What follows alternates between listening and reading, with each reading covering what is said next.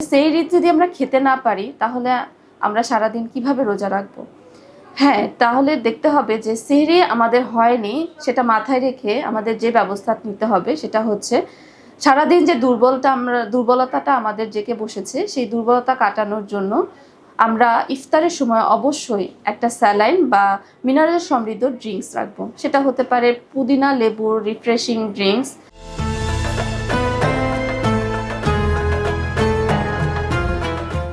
রাতের বেলা ঘুমিয়েছেন দেরি করে, সেহরি খেতে উঠতে দেরি হয়ে গেছে, পানিটুকু খাওয়ার সময় পাননি।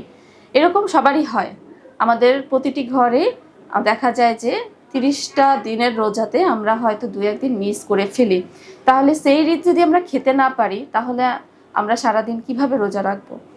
হ্যাঁ, তাহলে দেখতে হবে যে সেহরি আমাদের হয়নি সেটা মাথায় রেখে আমাদের যে ব্যবস্থা নিতে হবে সেটা হচ্ছে সারাদিন যে দুর্বলতাটা আমাদের জেঁকে বসেছে সেই দুর্বলতা কাটানোর জন্য আমরা ইফতারের সময় অবশ্যই একটা স্যালাইন বা মিনারেল সমৃদ্ধ ড্রিঙ্কস রাখবো। সেটা হতে পারে পুদিনা লেবুর রিফ্রেশিং ড্রিঙ্কস, চিয়া সিডসের রিফ্রেশিং ড্রিঙ্কস অথবা ওটস স্যালাইন অথবা ডাবের পানি।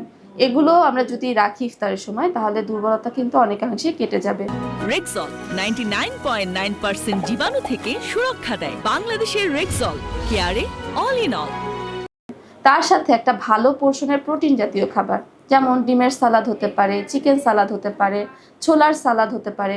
এখন অনেকেই বেবিকর্ন খেয়ে থাকেন, বেবিকর্নের সালাদও কিন্তু আপনারা এক্ষেত্রে নিতে পারেন।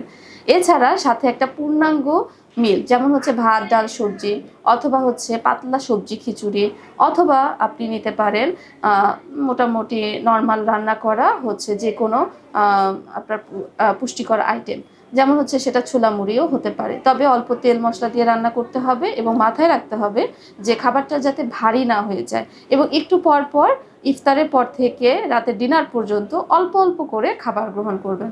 তাতে সেহরি না খাওয়ার কারণে শরীরে যে দুর্বলতাটা আসবে সেটা কিন্তু অনেকাংশে লাঘব হয়ে যাবে, এবং আপনি পরবর্তী দিনের জন্য রোজা রাখার প্রিপারেশন নিতে থাকবেন এবং সেহরি যাতে মিস না হয় সেটার চেষ্টা করবেন।